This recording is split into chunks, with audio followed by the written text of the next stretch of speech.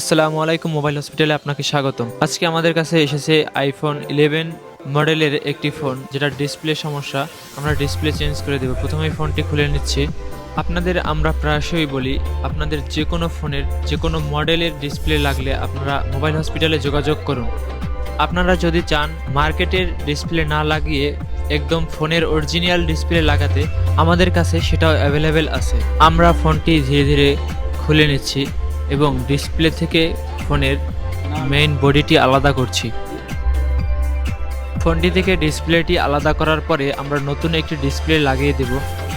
আপনাদের যদি ফোনের ডিসপ্লে চেঞ্জ করতে হয়, মাত্র 10 মিনিট বসে থেকে আমাদের কাছ থেকে ডিসপ্লে চেঞ্জ করে নিয়ে যেতে পারবেন।